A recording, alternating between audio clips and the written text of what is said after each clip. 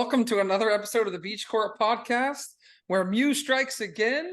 We talk about that this week on this episode in Lille Regionals in France, or French, or France. I'm not sure how they want to pronounce it, but France sounds good. Great. All of our French listeners just turned out. Yeah, They all just left the video. They said we're going to go somewhere else. Yes. They all left the video. We'll discuss the Lille Regionals in France and talk about our meta predictions in Toronto, Canada this weekend.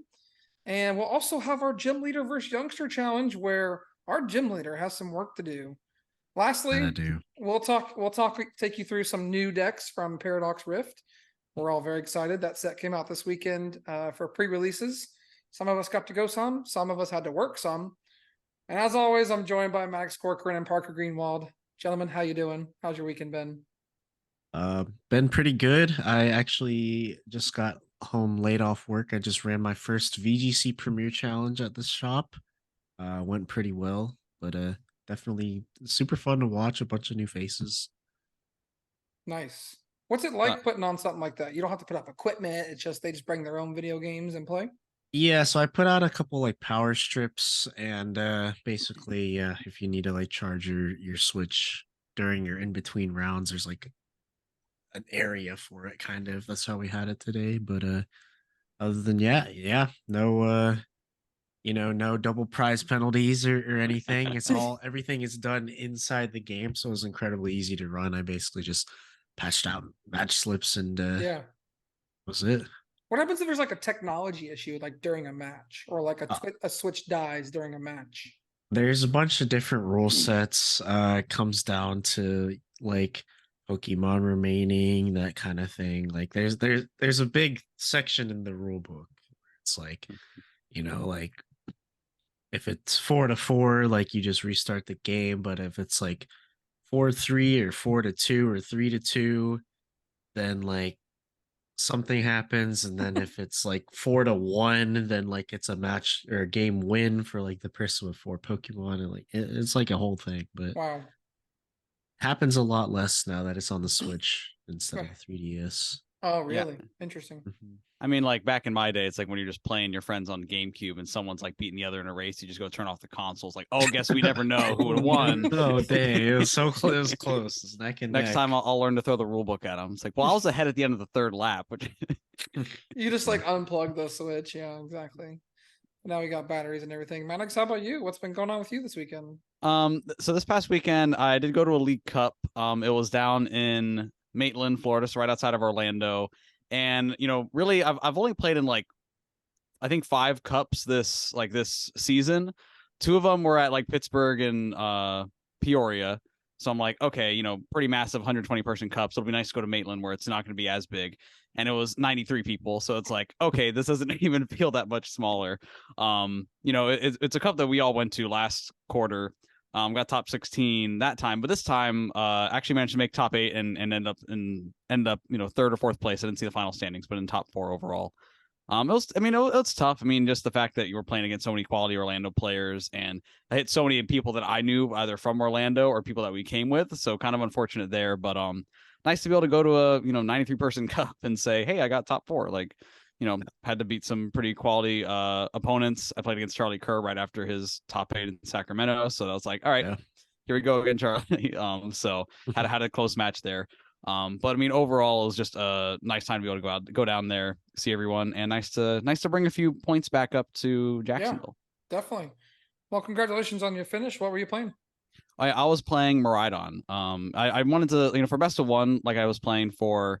Actually, I guess the last cup that I won, played Miraidon. I really just wanted a deck that I'm going to play 95% of the time, and there are some matchups where you're a little unfavored, but just in a best of 1 format, we're able to say I'm going to be able to play so much. And I was definitely looking to be favored into Lugia and any Arc decks, since last time we played there was a lot of Arceus. Really wasn't the case this time, but still managed to get enough wins to make top cut. That was exciting. Well, congratulations again. Yeah, that's awesome. Miraidon's a fun deck. So good to see you playing something else besides Mew, even though Mew keeps winning. That's what you Go ahead. I mean, sorry, you tell me that all the time, and it says, "Oh, let's stop playing some Mew," and then now Mew goes and wins Lily, and maybe I know. should have just stayed on it. It's like Mew's always a good play, huh? Well, I played in some pre-releases this weekend. Thankfully, Mew wasn't legal in those.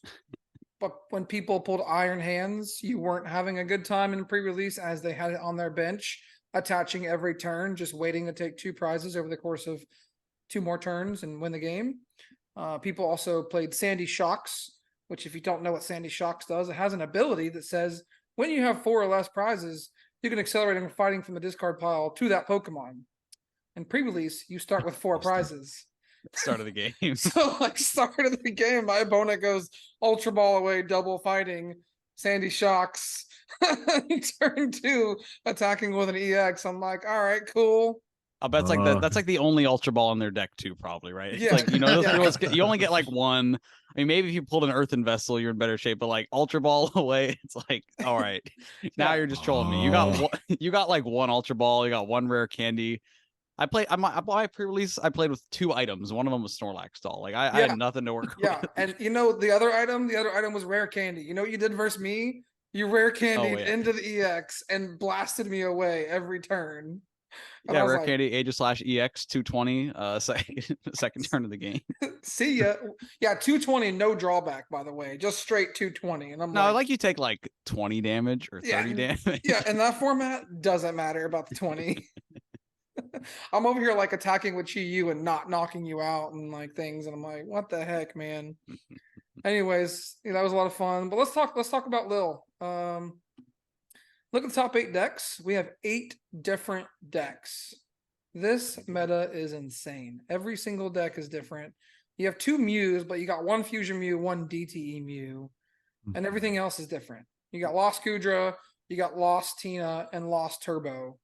So some engines are kind of the same as you see, but all the decks are different here. This is just a triangle format, and it's a matchup dependent format, right? That's where we are. Is that where we settled?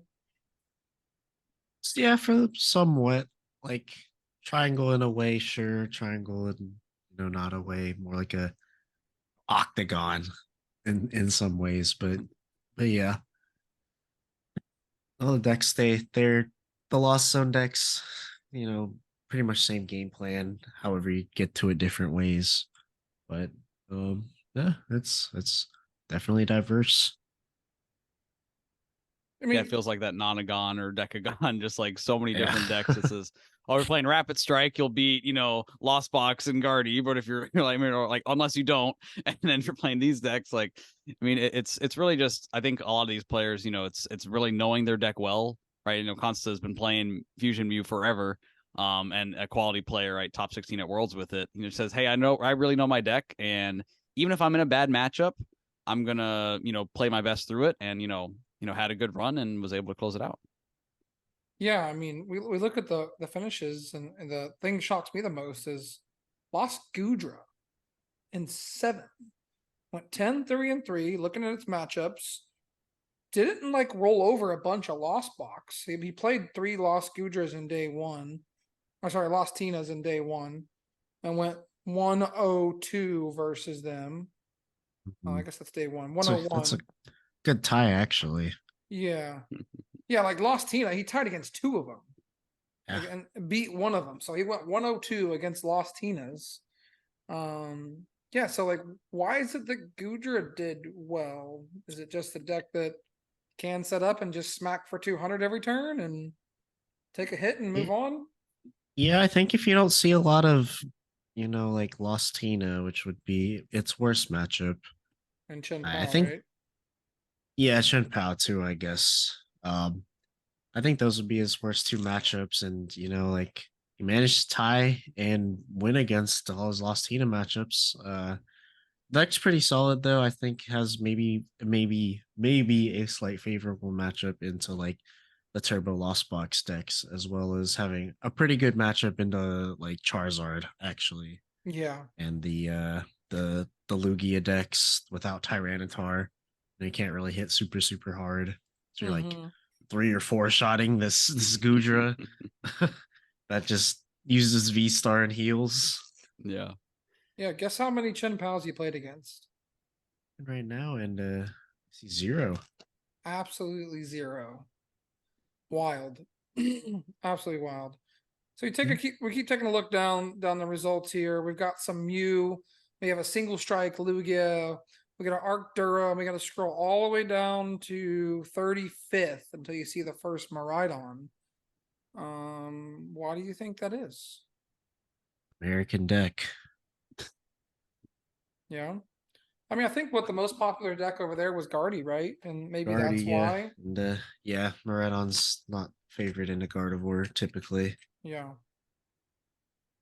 So how do you guys think Lille Regionals impacts the Toronto meta? It's really hard to say. I'm gonna be kind of bold and say it almost really doesn't change anything. Bold Um, statement. people know what decks are good. They play what they want to play, basically. Yeah, I kind of agree with that sentiment. I mean, I think a lot of people here will still be considering Sacramento and Peoria a lot. People saying, hey, Colorless Lugia is a good deck. I have all the cards for it. You know, it's fun to play, some will say, if you can get set up, right? So I think that, you know, it will impact it, right? You know, I think definitely seeing, sorry, I think it'll stay similar, but I do think that with Fusion Mew winning, that some people that have been scared to play Mew, and are again seeing, hey, there hasn't been a lot of Charizard around. You know, there's too much Spiritomb around for me to play DTE Mew. Oh, hey, look, Fusion Mew won. Hey, maybe I sleeve it up again for old time's sake. It's definitely crossed my mind, and I'm sure it's crossing the mind of others that are going to Toronto and would just say, hey, Mew's fun to play. Fusion Mew can take a knockout turn 1 going second, and sometimes they can just outpace your opponent. So I think we'll maybe see, you know, I'd be curious to see if there's a little increase in Mew for Toronto. Do you guys think that anything changes on the day one meta graphic? Let's just say from, you know, Peoria to Toronto. I think we probably see Lugia as number 1. Since they kind of found out a build that can beat the Charizard deck. Yeah. And that's the, like, you just throw Snorlaxes and Luxray at your opponent. I kind of think like this isn't really based off anything, but I think Guardy creeps up a little bit. Oh, really? Yeah, I think it does. Like, I think the average players are scared of Charizard when they play it. However, the good players know that it's a very winnable matchup. So I think, you know, the absence of Zard here might, you know, bring some life back into like the Gardevoir players here. Yeah, so you I talk think about go ahead. No, I was going to say, even with that Zard comment, right? You know, if Zard hasn't really been showing up in the way that we expected it, right? You know, we've had, you know, Peoria had a strong showing in top 16, but we still haven't seen that top 8 finish in North America. I'm curious if that is, you know, deterring players from going to it, saying, hey, let me go back to some decks, you know, from previous formats that I know a little better and are more staples, or if it's saying, hey, let me double down on the Charizard and get it its first finish. Right. Yeah. Do you think it makes top 8 here? What do you guys think?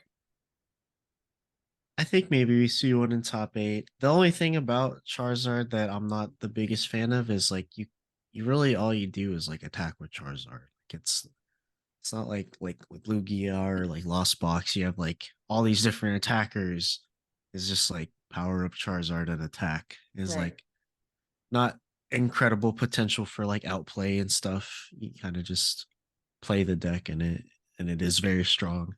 But I think that's why it's kind of not, you know, reaching its peak in these other tournaments outside of the Curitiba event where it was 5 of the top 8 or whatever. Yeah, Curitiba.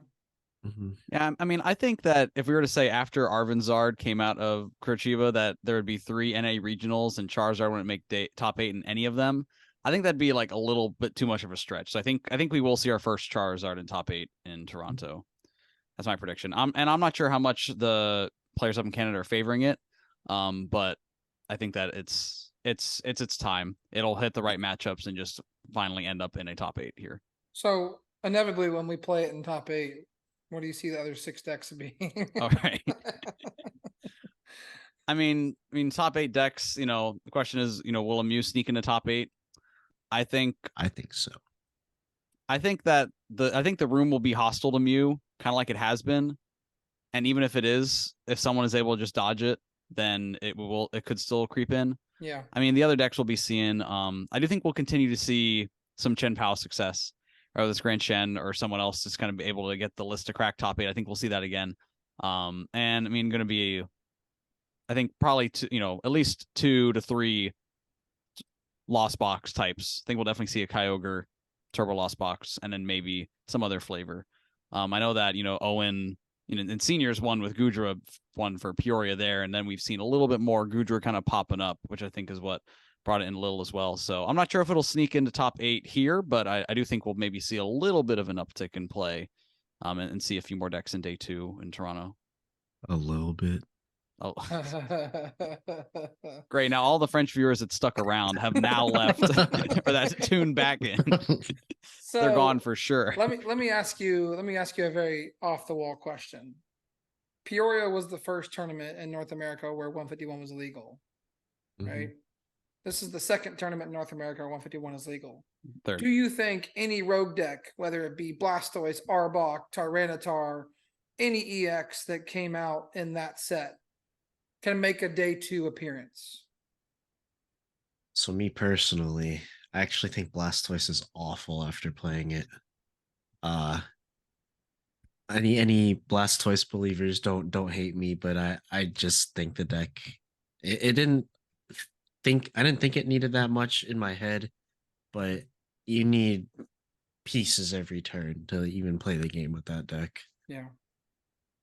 Yeah, I mean, I think the moment for some of those decks to shine would have been right at that first regional, like Peoria. But now we're, at our third North American regional, and I think that we're just really not going to be able to see it. I'm saying, there could be one that sneaks in, right? That Arbok, that other rogue deck, right? We saw in Lille, we saw Bana EX, in round 10, right? So that was a fun deck to see, like finally get kind of some moment in the spotlight.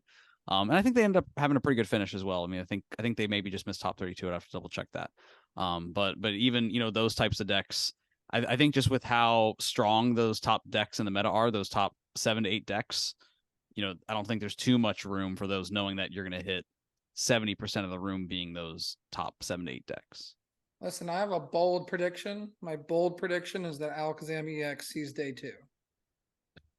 All right, Eric, drop the list if it's you. That's pretty bold. That's my bold prediction. That's in bold, underlined, and italics. Bro, it's one person who shows up with the list and hits 8 Lost Zone decks day 1, and then loses every matchup in day 2 when he hits Chen Pao every round. Anyways, wishing ill. So last question about Toronto before we switch gears. If you're going to Toronto, what deck do you want to make sure you can beat? Like, what's the number 1 deck you have to be able to beat? I think, as always, Lost Zone, comfy decks. You need to know your matchup. You need to know choke points. You need to, have good Ionos. That's always just kind of the deck to beat for me. So we say Lost Zone. You got Gudra, you got Turbo, you got Tina. Are you just lumping all those into one? A little bit. I mean, they do all play differently. They have different, choke points and stuff where you need to kind of mess up this interaction here. But I would say like Turbo is typically the deck. Like, if you can't beat Turbo, you're not going to win the tournament, basically. Yeah. Yeah, I think for me, probably a deck to really watch out for still is Lugia, just where it's going to be a strong, solid play, just continues to be. And you need to know how to approach that. And you need to know that, and especially as you're playing your deck, make sure you're not falling into the pitfalls of the deck of, oh, I have my Radiant Greninja on the bench. Oh, I just got Mew EX and I lose. Things like that. But I guess at the same time, if you're going to play a deck that's good into Lugia, I mean, you can't play one that gets destroyed by Sableye.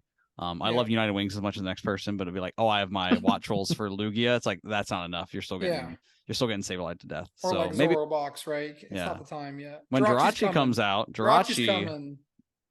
We're gonna try some stuff then. We'll talk about it. It's coming. Yeah, for me, I think it's Mew. It's always Mew, right? Like, everyone's like, oh, what about Mew? That's the last question everyone asks.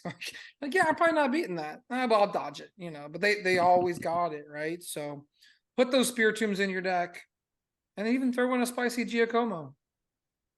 Just saying. Nah, Mew's gonna be fine. Don't throw in any Drapions. Don't throw in any Spiritombs. It'll be just fine. Whoa. This has been brought to you by the Mew Gang. Anyways, that was fun. Thanks for that discussion. Let's jump into our next segment. We got Youngster versus Gym Leader. Maddox is still up by 4 points this season. If you don't remember that the Gym Leader should be winning this, but you look at all the games are only successful because the Youngster always beats the Gym Leader, right? So I guess this makes That's sense, true, yeah. right? It's not the protagonist. 3 points for no hints, 2 points for one hit. Make sure you message me in the chat for your answer. Are you guys ready for this week's question? Yes. Let's send it. This week's question is obviously around Paradox Rift because we're so excited for this set. Oh no. Yes, that's how many, I mean for Obsidian Flames, yes, that's how many EXs were in the set, and we both like missed it super badly. So this is that same question. I got like no chance. There is a new mechanic in this format, and it's called Technical Machines, also known as TMs. How many TMs are there? Well, everyone knows there's 50 in the original game, so there's obviously 50 in Paradox Rift. Obviously 50. Yep. Both of you have locked in an answer. That was really, really quick. I don't ever get to use my hints when I give you guys these easier questions because you both got it right. Congratulations. The answer is 4. Yeah. If you said EXs though, I would have been like 13, maybe. I don't know. I would have been hearing your hints if I you thought said about that. it, but then I was too lazy to go through the list and like count how many EXs there were. Hey, for the next set that comes out, I'm gonna count how many EXs and just remember that just for the next trivia. I'm gonna forget until we're in this segment of the podcast when the next set comes out. Anyways, hint number 1 was the number 4 is considered unlucky in many Asian cultures, including China, Japan, and Korea. Yep. And also the second hint, if Maddox didn't get there by then, he would have got there from this one. Baseball loves this number. 4 bases, 4 balls, etc., etc. 3 strike. Wait. All right, bonus question. This is where you guys can separate. Let's see if one of you guys can get a bonus point or not. Still about Paradox Rift. How many dragon Pokemon are in this set? Oh. You counted the dragon Pokemon, but you didn't count the EXs? Oh my gosh. But you already lock it in? You already locked it in. What? Yep. I was looking at the set yesterday. Okay, I don't have my list on me. I'm pretty sure I'm right. The Gym Leader did his homework. Okay, I'll talk it out. I mean, I know there's that one Tatsugiri. That's kind of cool. Yeah. There's probably a Dragon EX, right? Maybe. Maybe. Yeah. Maybe there isn't. Let's see. I'm just gonna say that Eric didn't want it to like make it funny and be the same answer for both, and I'm just gonna say 4. It is not 4, Maddox. It is not 4. Parker locked in the correct answer real fast with 2. 2. What's the other one? Maddox. Altaria Parker, what is EX. the other one? Yep. Oh, there is an E. Okay, there is an EX. So Yep. I was kind of right in a way. You were barking up the right tree, yeah. All right. Tatsugiri and Altaria EX. There's fun fact for next time you're playing at locals. Gym Leader Challenge players are hating life because they're not getting any dragon Pokemon, and they really want to improve their dragon type decks. I mean, that Tatsugiri is pretty good though. Yeah, but like as much support comes in this set for like Chi-Yu for fire, and like Mela for fire. Like there's so many decks that are just getting a nice beef from this set. But anyways, yeah, thanks for playing along. I hope you guys played along at home. We now have a Gym Leader finally won a week, and he is only down by 3. Congratulations, Parker. Oh, come on, I'm the protagonist. You just said that. Where's my plot armor? Come on.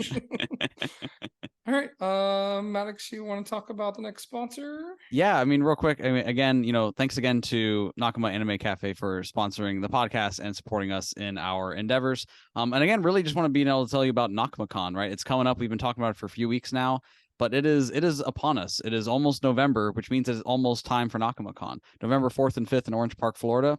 Your place to buy, sell, trading game, vendors, cosplay contests, video game tournaments, meet your favorite creators, and for any trading card game fans, you'll be able to battle the Elite Four. If you beat all 4 decks, you will win a booster box. Wow, that's super cool.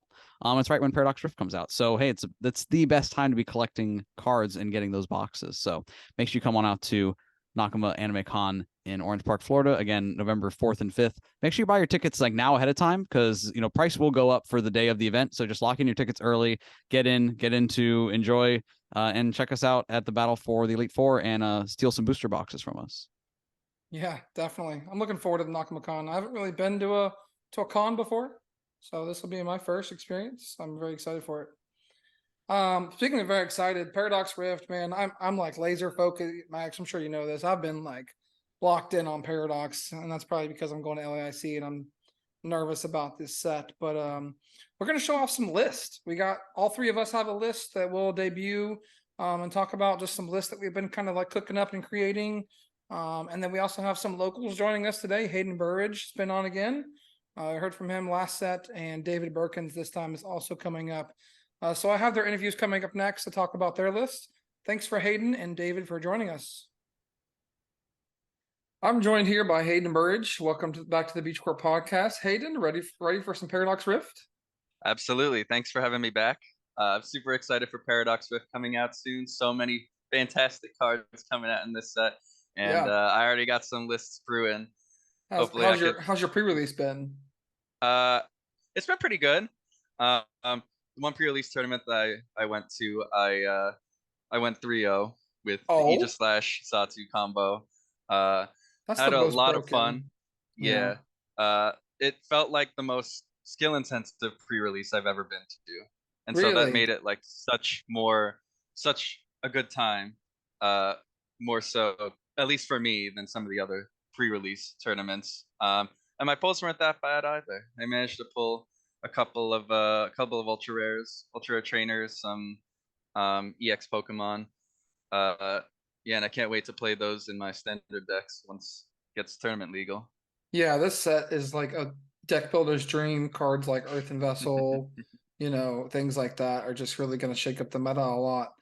But let's get to it. We got one of your deck lists today that you clicked up and ready to share with people, and something people can test out and work with. And I think this is a fan favorite Pokemon that a lot of people are really interested in trying to build a deck with.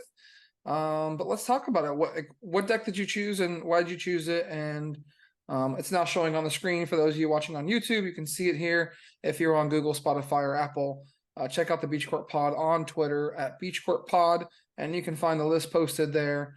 But kind of talk about your list and why you chose this and some of the cards. Yeah. So I went with a Garchomp EX deck. Garchomp is by far a favorite Pokemon amongst fans, including me. I'm no exception. I played the video games, and Garchomp is still a monster today. And I think that he's got some decent potential in the TCG with his Terra EX. This thing is able to really assist fighting Pokemon in getting accelerated early on in the game. And I think that's one of its great strengths, especially when we have great fighting support coming out in Paradox Rift. So my list here is partially inspired by Stage 2 decks that we've seen already in Charizard EX, and some other Stage 2 EXs that we've seen so far, playing a Pidgeot EX line along with it to help with consistency. And I also decided to add some fighting type attackers, one of which important coming in Paradox Rift being Sandy Shock's EX, so that Garchomp has partners that can do a lot of damage as fighting types, since that perfectly counters the lightning weakness that Garchomp EX has. So Garchomp, if we need to be reminded, is it is Stage 2. It has an attack for 1 fighting energy. It's 160 damage, and it can accelerate up to 3 basic fighting energy from discard pile to your bench Pokemon in any way that you like. Very, very strong fighting energy acceleration. I don't think we have much better fighting energy acceleration than that, especially with such an efficient attack. So that is what you will want to use to set up your fighting type Pokemon. So this deck definitely wants to go second to set up. That way you can find your Battle VIP passes and Nest Balls especially if you have Irida, which will help you find that item card from your deck right away. So Hayden, let me stop you there. You said battle VIP passes, and you said plural. Oh, There's only no. one VIP in this list, man. Yeah. Battle VIP pass can be searched with Irida, and that's why I decided to go with the one VIP pass. There's some similar decks who've used water support in Irida with one battle VIP pass because of the search option. You have Radiant Greninja too to draw a little bit more during your first turn, and even if you don't hit the battle VIP pass, I think it's still important that you do have options like you have Nest Balls, you have Artisan, play three Artisan in this deck so that you can still get the needed basic evolving Pokemon into play, like your Gibbles, like your Clefas for when you're going second and you need to refill your hand for the next turn. So you have lots of options to get your basics out, even if you don't hit that Irida Battle VIP pass combo. And yeah, if we need more Battle VIP passes so that we can get better set up, that could be something that we can adjust in this list. Maybe cutting 1 or 2 fighting energies just for that extra consistency. But I'm pretty confident that the one Battle VIP pass could be all that you need here. Yeah, you'll be able. I think if you're able to set up with the Gibble and the Clefas all peppering the field turn 1, that you'll be able to figure out how to get into Garchomp really simply. I mean, even then, all you need is one Irida to get you both the Garchomp and the Rare Candy, which you still play 4 of in this deck. Yeah. And if you have another energy in your hand, then you are off to the races. Garchomp is having a good old time using that attack. And even better if you have your basic fighting attackers in play. Yeah. Speaking of which, I can go into more detail about the ones that I decided on. The one that came out in Paradox Rift that I was most interested in is that Sandy Shocks EX. Now, the reason for that is that not only is it a basic Pokemon with a good 220 HP and an ancient Pokemon that could benefit from the extra HP boost from the ancient booster energy, but it also has that ability where if your opponent has 4 fewer remaining prizes, you can accelerate a fighting energy from your discard pile to it once per turn. Now, I think this synergizes really well with Garchomp EX because in the event that you might be against a bad matchup or something that can just take a one-hit KO on Garchomp right away after you've attacked with it and accelerated some energy. Yeah, like Raikou V, any Almaridon, all these lightning attackers that are in format, right? Yeah, all those big lightning attackers. That instantly turns on Sandy Shocks EX's ability after your opponent takes those first 2 prizes. And Sandy Shocks EX's ability, unlike Galarian Moltres Fees, is actually not a hard once per turn, which means that if you have both your Sandy Shocks in play, you can accelerate a fighting energy to each every single turn. Yeah. And that way, you can just be able to chain back-to-back Sandy Shocks EX if you manage to accelerate enough energy to both of them and just keep swinging for 200 every turn while having a big 280 HP basic Pokemon. And against those lightning Pokemon, you're just going to shred right through them. Yeah. No Raikos, no Miraidons, no Iron Hands EXs are going to survive that 200 damage attack with weakness. That's going to completely destroy them. And that's why I'm really excited for this combo. Now, for anything that you maybe cannot one-hit KO right away, I added a Terrakion from Silver Tempest into this list. And that is because Cavern Tackle, the attack of Terrakion, for 2 fighting, 1 colorless, does 120 damage, but it is immune to damage from your opponent's Pokemon during your next turn. Now, you can't use that attack back to back, but even if you just use that for 1 turn to soften something up, like a stage 2 EX or something with more HP, like a Roaring Moon with an Ancient Booster Energy Capsule, now that suddenly gives them a difficult way around it, where they need to find some sort of gusting card to actually get some damage in, or maybe force them to try to figure out how to KO it not using direct damage. I know a Roaring Moon certainly would hate to have to use its instant KO attack, taking 200 recoil damage as a result, just to KO this one prize Terrakion. Because then that just sets up a Sandy Shocks from coming in, accelerating an energy to itself, and cleaning it up Right. for a good prize trade.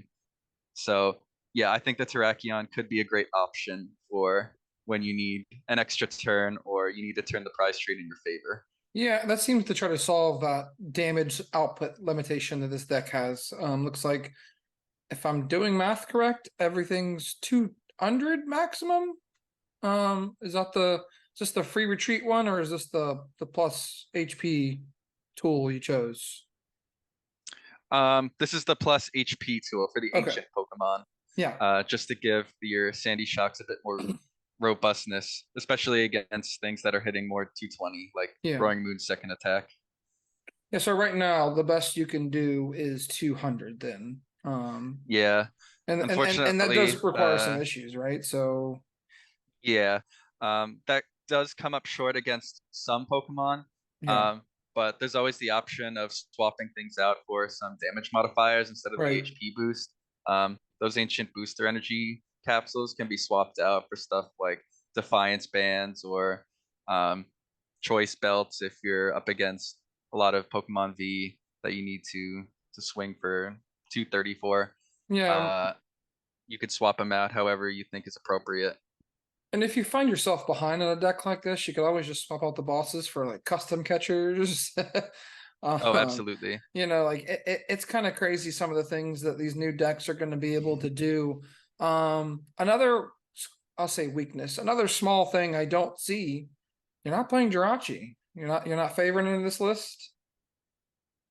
I'm not really favoring it, only because you have a lot of high HP Pokemon in this deck, and I think that um, it's not going to be super simple for Sableye to take out your single prizers, especially if most of them are evolving. Yeah, I guess if you're against the Lost Zone matchup, you might want to try to avoid benching your unevolving basics like your Cleffa and your Manaphy. right. If Greninja is not going to be a threat to you, and you're just going to try to evolve your evolving basics like Pidgey, like Gibble as soon as you can. So yeah, and unfortunately, with the space that we have in our 60 card deck lists, I wasn't able to Yeah, fit that in. If Sableye actually becomes more of a threat right. than I anticipated, might need to swap something out for a Jirachi here. Even as simple as like But for now, changing the we're going Pidgey it. to be the 60 HP Pidgey, just to Mhm. not to prevent that like 2 prize KO in case you don't get it evolved. I could see a list like this while Irida combos well with Garchomp. I could see a list like this just playing Arvinzard, and having more tools that like will increase your damage output or increase your HP, whatever it is you need, and replace all those Iridas with Arvins. This is a list people can explore with. This is just a base initial list.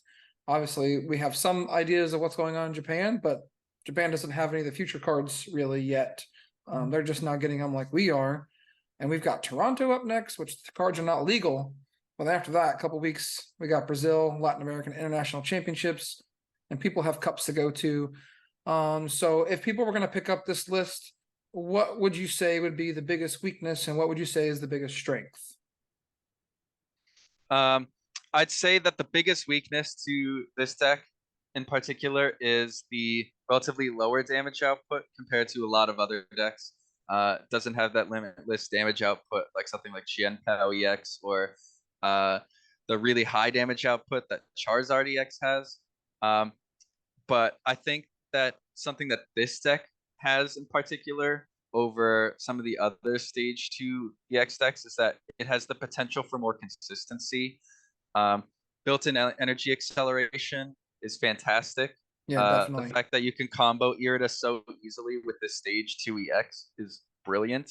I don't think that we've seen a stage 2 EX that has potential like this that can use Irida so perfectly. Right. And the fact that it had like we have something like Level Ball that you could sorry, feather ball that you can throw in there as a one of to search either Garchomp or Pidgeot in whatever scenario you need it for, since they Yeah. both have free retreat. Uh, I think that makes your Pokemon search very flexible for when you need to get set up. So I'm very excited to see what sort of potential Garchomp EX can meet, because I think that something like this just screams potential, especially in Yeah. a format where we have such strong fighting options more and more over time. Yeah, we haven't even talked about the second attack, and it's kind of a snipe attack. I think it's at Yeah. 120 that just out of nowhere kind of hits Yes, the bench. yeah, it can hit 120 wherever it needs to for 2 colorless energy. So just in case your opponent is relying on something like a B barrel and they don't have a mana fee in play, you can Right. just yoink, knock it out, and have them forced to be top decked, Yep. which could be useful. I know Terra EXs are very popular, so they will be immune to that damage, but I True. could see a scenario where that attack could come in clutch and save you a game or two.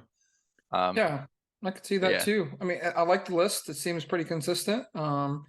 Keep exploring with that. Let us know, in the comments below how you guys think about this deck and what you're experiencing with Garchomp. We'd love to hear your feedback. Hayden, thanks for coming on today and talking about this list and sharing it with us. Where can people find you? What's going on next? Just a little shout out to you. very happy to be sharing this with you, Eric. I can be found at Great Escape Rope. You can find me on Twitter. You could find me on Twitch now. I'm planning on doing a little bit of streaming, Awesome. some Pokemon content, probably some non-Pokemon content if people are interested in some variety content. And yeah, those are the two places where you're most likely to find me. So give me a shout, leave a comment, follow, all that good stuff, because I have some big stuff planned coming That's along. awesome. Is Twitch your escape rope? At escape rope? Great Escape Rope. Great escape Yes. rope on Twitch. Awesome. Yeah, give him a follow. Thanks, Hayden, again for joining. Looking forward to testing with you in Paradox and getting some work in with this set. We got some awesome changes. But once again, Hayden, thank you for joining. And next up, we have David Birkins with his cooked up list. Thanks again for Hayden for joining. Very welcome. Thank you, Eric. Okay, I'm joined here by David Birkins. David, thanks for joining with us. Those of you that don't know, David's one of our locals, also brings a lot of saucy decks with us. David, how you been? Tell people a little bit about yourself. Been good. So I've been around the community since 2016. I was super active during the Sun and Moon block. That was probably one of my favorite blocks of Pokemon. Yeah. Played a lot. I went to a bunch of regionals. Personal favorite deck during that block was the Green's Blacephalon, where you played it with Green's Exploration and Welder. That deck was that was cancer.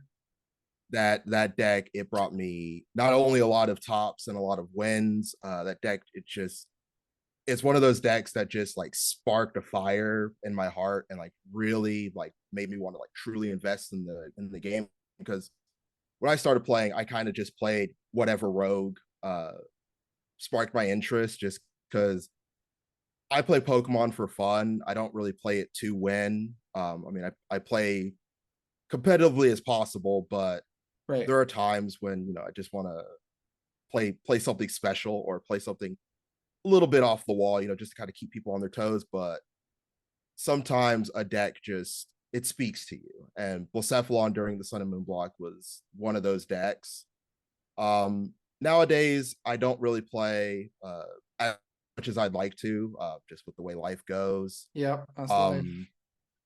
But now that we're entering this Paradox Rift block, and with all the new cards coming out and all the new potential for both meta and jank, we'll just call it jank. Jank.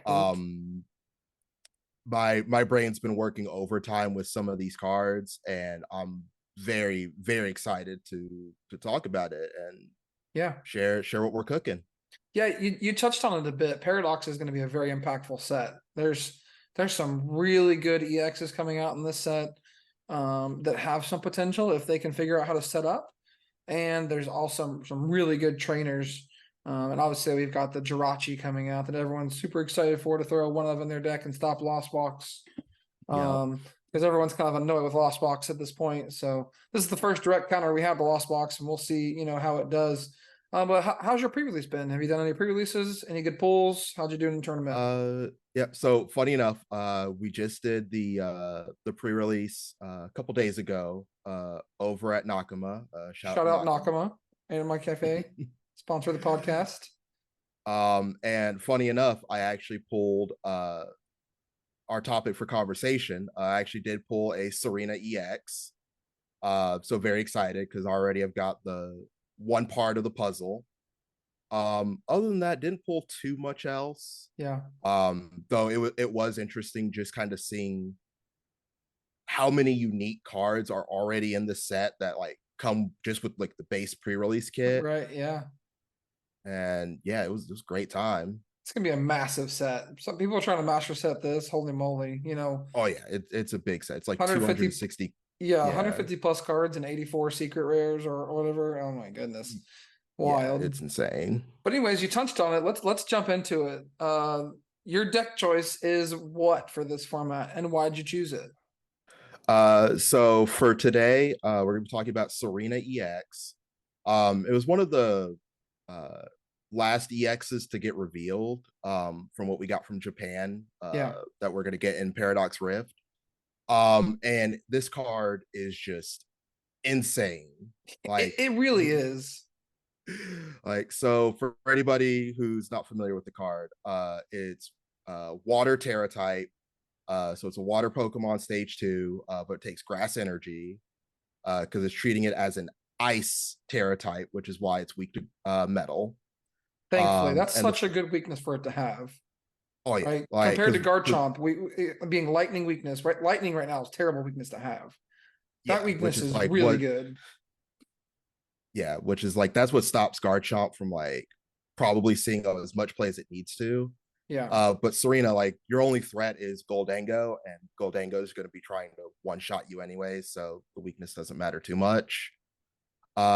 But the first attack is just insane. So for 1 grass energy, put damage counters on one of your opponent's Pokemon, so it doesn't even have to be the active, until its remaining HP is 30. So immediately my brain goes to, how do we get that extra 30 to just kick in immediately before you have chances to retreat or Cheryl if you're playing Arc, or Sharon's Care, or even the Professor Turo card that allows you to just pick up a Pokemon. Pick up Pokemon.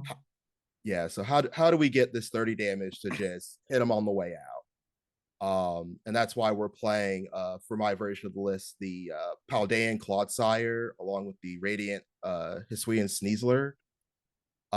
So the Clodsire, once during your turn, if the stadium's in play, make your opponent's active Pokemon poison, so that gets you 10. Radiant Sneasler comes in during checkup. You put 2 more damage counters, that gets you the extra 20 for 30 total. Nice, simple combination. Getting it rolling is honestly the puzzle of the deck, because you need to play a stadium. You need to make sure the stadium stays active when you activate the Clodsire ability. And then it's just about getting the pieces moving in a way where you're able to consistently churn out these knockouts. I did a couple test hands on Limitless, and when the deck works, it is basically unstoppable for any stage 2 deck, because 310 is still a lot of hit points to hit, especially in the mid game. And if you're not prepared to hit those consistently, this girl is just going to run you over. Yeah, and if you're comboing that, I see you have 2 Cheryl on the list. If you're comboing that with Cheryl in mid game, like you don't care if you discard the energy, just attach 1. Like, okay, sure. Like the Cheryl seems pretty good. Yeah, like the healing and efficiency you get from Cheryl is insane. It also means that like your Clodsires aren't as vulnerable as you would think when you play combo decks like this, because even Clodsire, it's 280 HP, so it's not like a dinky little support Pokemon. Like he's got some beef to him. Yeah, and grass weakness probably, right? It's fighting weakness, Oh, which fighting weakness. again, fighting isn't even going to be that prevalent because you would Could think, oh, be. it's weak to Garchomp. Yeah. No, Garchomp's water. So Yeah. But they're playing some fighting attackers. right. Yeah, So be that's careful. like the only threat Yeah. to the Clodsire. That and all these Pokemon have heavy retreat costs because Serena's too, but she's your main attacker. Clodsire's got 3 retreats, so you do need to play switching out. So that's why I'm playing the 2 switch, the 1 rope. Yep. Just because they can get into situations where they try to boss stall the Clodsire. So you got to So be is- prepared for that.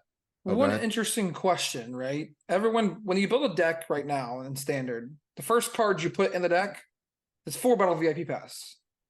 Right. This list has none. Talk about that. So me personally, I can't stand VIP Pass. Not that it's a bad card. It's mostly just VIPs love to get clogged in my hand. Because I'll usually hit the turn 1. That's usually no problem. But I personally hate having cards in my hand that don't do anything. Right. Yeah.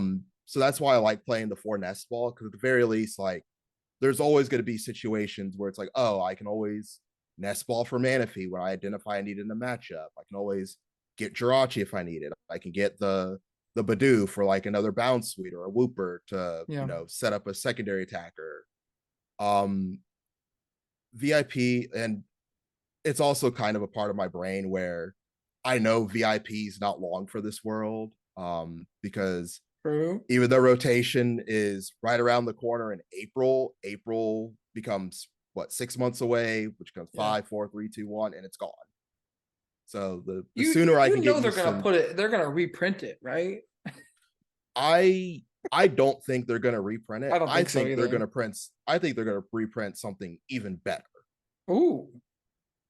So because Predictions. Pokemon likes to keep consistent things in the format for a long time, but with the potential of all these new ace specs that are coming out, True. and with the potential of new items coming from the Pokemon DLC, not to mention new Pokemon games going to be coming out next year, so you never know what Pokemon's cooking with that. So I don't think we'll see the last of like a VIP pass style of item, and I think we can push it even further. That's cool. I'd love to hear that. Yeah, an A spec, like just put 4 basics on your bench. That'd be cool. Yeah, just as a one of, like, that'd be insane. It'd be so insane. So let's talk about the weaknesses of this deck and the strengths of the deck. If someone's going to pick up this deck and they just say, I want to play this deck, this concept seems cool. What are some of the weaknesses of the deck and what are some of the strengths? So weaknesses, this deck is definitely on the clunkier side. I'm playing the 1/1 Babero line just to kind of get some sort of a draw engine going. But the pieces for the deck aren't inherently searchable. We are playing an energy search to get the grass energy when we need it, but Shouldn't that just be outside an of earthen that, vessel? so I thought about Vessel. I think Vessel has its place. I think my thinking is just because you don't really need multiple energy in the deck, Yeah. you just need the one. And then it's basically just kind of playing like a protect the castle style, where it's just like, hey, I just need to keep this one Serena alive and I basically win the game. True. I think Vessel can see play. Vessel also could potentially help you thin cards for Babero. Right. So it is an option. But that's kind of the along the lines of like the weaknesses for the deck, is just like you see the potential and like the combo of the deck, but it's just getting everything in its place when you need it to execute is, I think, the struggle. Yeah. So you're trying to like max out as much consistency as possible. That's why like I'm playing my personal favorite. I'm playing 4 Tracking Shoes, just because it's a way to dig through the deck, because you never know what piece you're missing, whether it's you're missing the candy or the EX, or the energy. So just playing more ways to dig through the deck. I guess the other weakness to the deck is if you are playing against something that, I mean, I can't think of it off the top of my head, but something that just says, hey, I'm unaffected by effects of attacks, like the Serena just does nothing because its second attack's not bad. It's 2 energy, 180, which is, I mean, that's the base damage on a Charizard. Yeah. And it heals 30, so it's not the worst. It's just like, if there do become answers to where your opponent just kind of says no to your primary attack, then you do kind of flounder trying to come up with like a secondary condition to win. And then the other thing is just, of course, one prize deck. So like Lost Box, Wings of Unity. Like, I think Wings, unironically, is probably like this deck's hardest matchup, just because the Pokemon are so tiny that like this attack just really doesn't mean anything. Yeah, I think you probably just go for Um, the 180 as much as possible, right? Yeah. But outside of that, like, especially the big VMAXs, you're still going to see play. Like Mew VMAX, this deck does well against. Rapid Strike, you do well against, because those are all 3 prizers, and you get supreme value out of attack like this. Yeah. So big decks like that, I think you'll do well against. And this deck is also kind of built in a way where, if you do find like a better draw engine, or like a more consistent way to get the Serena out or the Clodsire out, there's definitely pieces that you can like take in and out to like suit your personal play style. This is kind of just my first go at it without actually like fully play testing against the field, because the field has what, like 14, 15 different Yeah, decks we that don't even people know are what gonna the be field playing. is exactly. Yeah. You've got 7 decks, 7 to 9 decks that are good now, plus another 5 to 8 coming out. It's like, holy Yeah. moly. The meta is going to be very interesting. But David, thanks for sharing this list. People are excited to play it. Comment below about how you feel about the list, anything you would change about the list, things like that. But David, where can people find you? You have a Twitter that you do all your Pokemon stuff or anything like that? I technically have a Twitter. It's just at Birkins David. I'm not really active on social media like that. Got it.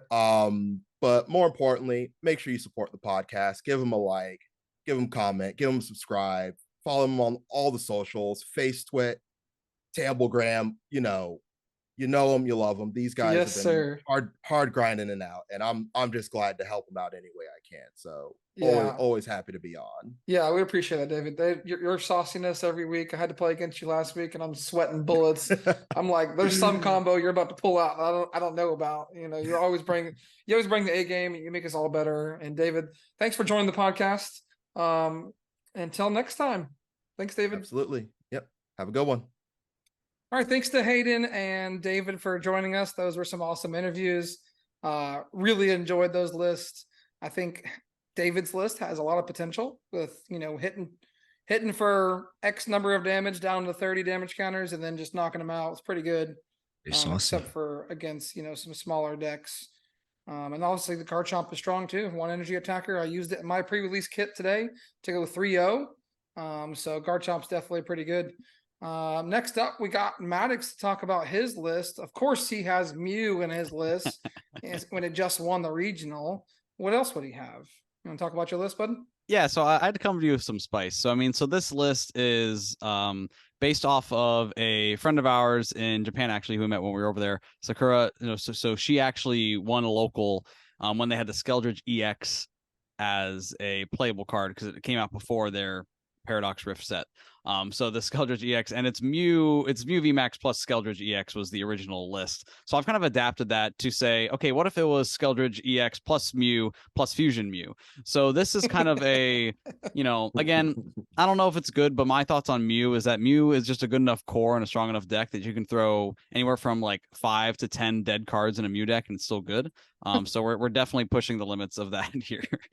Definitely limit testing. Yeah, so the main piece here, again, Skeldridge EX, for anyone who doesn't know, the main spot is your ability to discard a fire energy from your hand and deal 60 extra damage, right? So in a world of power tablets, we're able to add more damage to our attacks. Now we're saying, okay, we're just adding a double power tablet for 1 fire energy. So something like that just gives us a lot of potential to really max out Mew's damage as well as Meloetta's damage, theoretically here.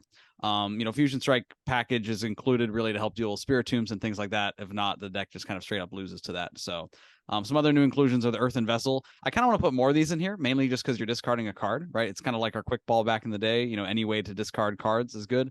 We just don't have too much utility for that energy. And also the basic fire energies do synergize with that Fusion Strike energy a little bit. If you're able to get an Elisa Sparkle off and attach your one of your energies, right? If you attach one energy to a Mew VMAX and one to a Meloetta, for example, you can attach that fire energy to the Mew VMAX and still fulfill the attack cost for Cross Fusion Strike with that. So that option to be able to partner them together, as well as just the insane damage potential of mixing Skeldridge EX plus Melodious Echo plus Power Tablet. I did the math real quick, and you should be able to hit 460 turn 2 theoretically with all 4 of your Power Tablets plus 1 legendary song. So I guess if you had 2, you could make it 520. But if you get that board state, then you're just an average Mew player because they always got it. So so I'll definitely try this list. Not sure how well it's going to go. It's kind of clunky. I guess the other inclusion is the Peony. To just say, hey, I can just discard my whole hand and grab Rare Candy Ultra Ball and then refill my hand and then Ultra Ball for the Skeldridge. Right. So the fact that Peony is saying, oh, hey, here's this downside of discarding your whole hand, but I play Fusion Strike Engine, so I can just Fusion Strike system and draw up. So I guess only up to 5 in this case if you have one Fuecoco down. And the other inclusion here is Crystal Cave. We've seen it before to help against the Lost Box decks. Here, now that you're playing Skeldridge EX as a metal type or steel type, then you're able to use Crystal Cave to heal that as well as your Genesect. So turn 1, you're gonna go like Ultra Ball away, double tablet. I don't care because I got Skeldridge. Yes, I mean something like that, maybe. I don't know, but I mean something I'm definitely gonna try. It needs some tweaking, but anyone who is looking to say, "Hey, I love Mew, let me try something Mew and throw some other cards in," I'll definitely give Mew plus Skeldridge EX a try. Thanks for joining, and I'm sorry. Thanks for talking about that list. Parker, got any other thoughts about the list? I like how he gave a reasoning for all the cards in it. I do actually just like Earthen Vessel. I mean, like, I don't think I'd play it in Mew simply to just discard a card per se, but maybe that's a thing in the future. Maybe you play, one Psychic, so like, now you can Melodious Echo with one less Fusion Strike energy in play, preserve energies a little bit more. You never know. Yeah, looks like a fun list. Skeldridge is pretty good. I really like that card. Speaking of Skeldridge, looks like you have a list with Skeldridge in it as well. You guys had some everyone's on Skeldridge. Skeldridge Greedent, Skeldridge Chi-Yu, Skeldridge Mew, Skeldridge Iron Hands. I missed the meeting on the Skeldridge, so I actually included with my own version of Skeldridge. The Chi-Yu EX is supposed to be the Chi-Yu from this set with the revenge attack. I literally could not get it into the Decklist picture, no matter how hard I tried. And I also don't know why the Fuecoco and Skeldridge are not with the other Pokemon, but such is They're life. just chilling by themselves, yeah. They're just chilling by themselves. He's under a lily pad, it looks like, and then Skeldridge is wearing a hat. So that's the situation there. Basically, what I want to do is make some kind of firebox. I got Entei, just a big attacker. Entei full benches plus Skeldridge is 280. We got the Moltres, just a good quick one prize attacker. You just magma base into it. Incendiary Song. And you're hitting for 150 for 1 energy on a 1 prizer. Also not bad. And then I got Radiant Zard and Volcarona V for like late game nukes. So you just kind of if you can get 2 incendiary songs off and get a bunch of energy in your discard, you can hit for a massive amount of damage for 1 energy with Volcarona. So yeah, it seems kind of crazy. Like the Entei, it's like kind of like ghetto Palkia, right? yeah, a little bit. But like how do you make Palkia do more damage was always the question, right? And so Palkia same thing from with the hood. Entei. It's Palkia at home. It's Palkia at home. So same with like home. Entei. Yeah. My favorite part is that you said Skeldridge properly and you didn't call me out for saying it wrong the 12 times I said it in my list. No. I see you included the Arven in the build, but you only have your only tools are 4 Sealstone. That is true.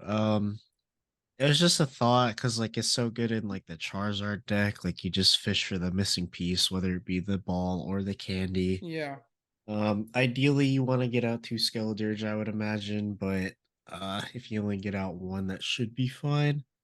I do need to tweak with it a little bit because I forgot to put switching cards in here, and everything has like fat retreat Yeah. except for like Moltres. So that's definitely a card that I think myself and other people should include in the deck. Yeah, the real question is, how are you dealing with Devolution Tool? Devolution tool. Well, That card doesn't exist. It's fine. I think that card does exist, sadly, but most of the attackers are basic in the deck. Like Yeah. other than Skeledirge himself. Yeah, you- just everything else is the basic. damage bump, right? I think if Yeah. you're using your attack on that and you just get slammed in the face with Entei the next turn, it's like not worth it. Right.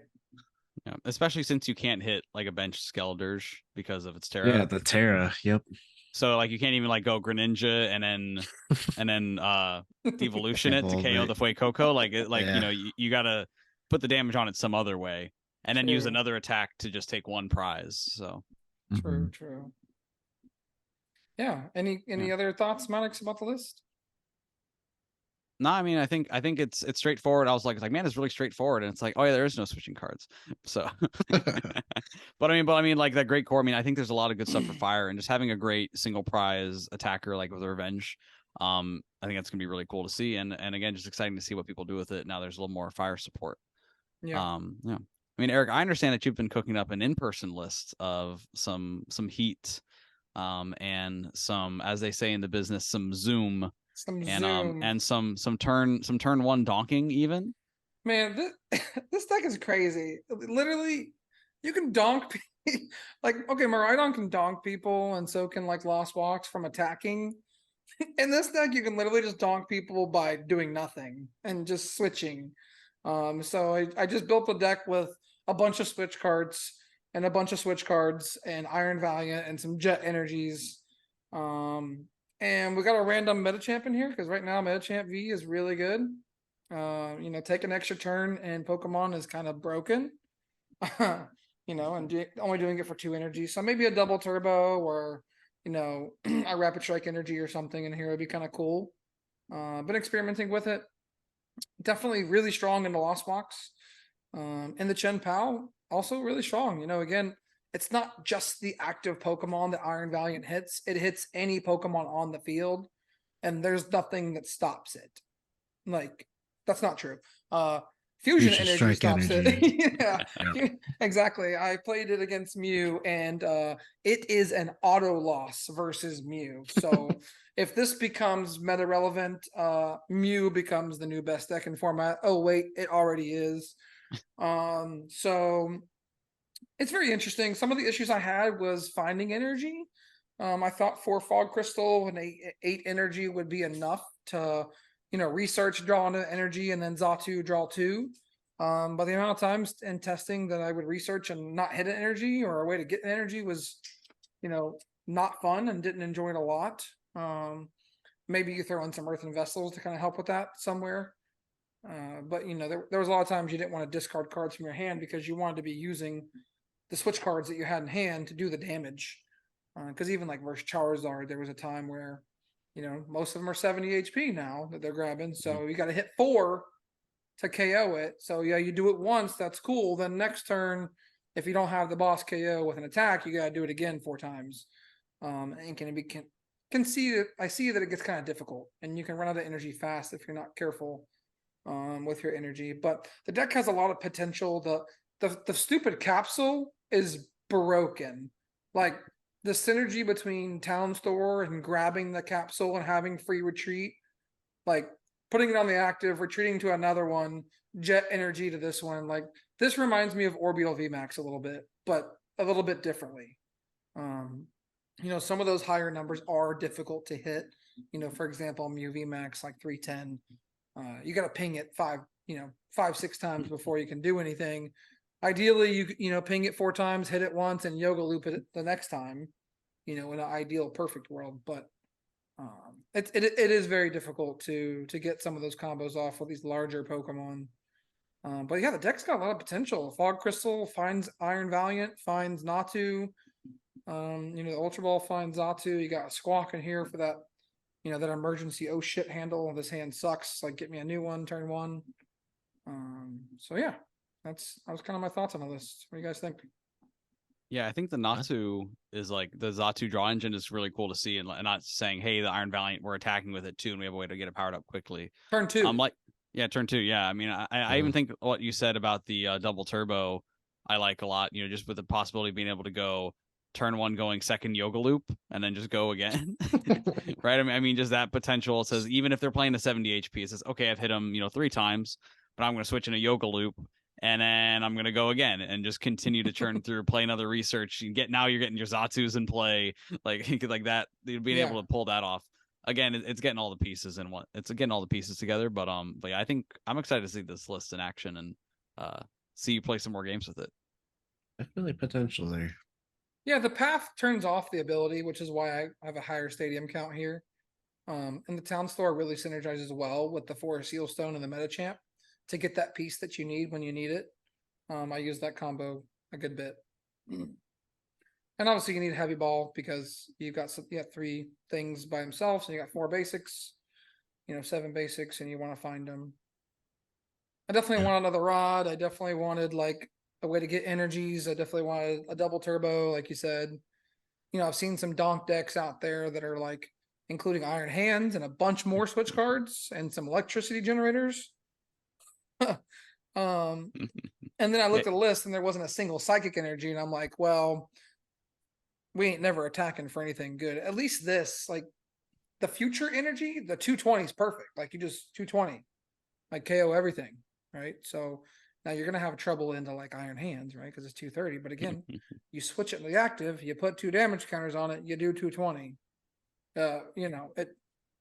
It works, right? It fixes all those things. So yeah, I think we're quickly moving to 230 being the new number. We are, yeah. Iron Hands, I mean, Dragonite, it's still been a thing for that. Yeah, now the question is, can you knock out an Iron Hands with something that doesn't get one shot for 120? Yeah, exactly. Yeah, so I'm excited to try out these lists, and obviously I'll keep testing some Paradox Rift, and we'll have all these up on the Twitter page next week. As we count down towards TCG Live going live with Paradox Rift next week. I know you guys want to try out some lists. We'll also, obviously, they're here in the video. If you're listening on Spotify, Google, Apple Podcasts, check out our Twitter next week, or just come here to YouTube and subscribe to the channel. Like, comment, subscribe. Tell us what you think about this list. All of our lists, we'd love your feedback on any of them. I'm sure they're all trash, but we'll make them better. These are just version 1s. And I'm not sure of any product that comes out in this world. Version 1 is the best product ever. So we'll make it better and we'll continue getting better. Yeah. Well, that's the point of it, is just we're all excited to see the new sets come out and to really start working on these new cards, and let's just throw together whatever 60 we can and have some fun and try some stuff. I know we'll be hitting some online tourneys and playing a lot locally, just gearing up for LAIC. Yeah. Yeah, if you're playing a small HP deck, make sure you bench multiple Pokemon turn 1. Yeah, probably losing if you don't. Well, you got to bench him now just because of Grabber. Nah, Grabber's not that big, but it is there. Mew's dead, right? You just play Spirit. Yeah, there's no Mew's around. Don't worry about Mew. It's never actually there. Yeah, Mew's not a good deck, guys. For those of you on the podcast listening and not watching, Parker just put a clown nose on his forehead, on his nose, and yeah. So and there's Mew plushes. There's always Mew plushes. And there's definitely Mew plushes always. So really good. Excited for Toronto next week, Parker. It's gonna be sad not seeing you there. I know you can't make it out to this one. Yeah. But we'll hope to see you in San Antonio. Yep, hopefully I make the registration wave 2 for it. Even though there's already 1900 masters. Wild. That's fine. Right? There'll be 230 people in day 2 in San Antonio. It'll be fine. Yeah. Brutal. Basically have to day 2 to make top 256 probably. That's what I'm saying, man. That's wild. Yeah. It's gonna be exciting. I know it's gonna be a big turnout. I know a lot of folks, from our area as well as Orlando and other connections we have will be there. So it'll be a nice, in the winter in December, get on down to Texas and have a good time and play some Pokemon. Yeah. But yeah. that's all for us today, folks. Thanks for joining. Thanks for listening. Like I said, like, comment, and subscribe if you haven't already. What are you doing? We really appreciate all your support, and we'll see everyone in Toronto. Best of luck to everyone there.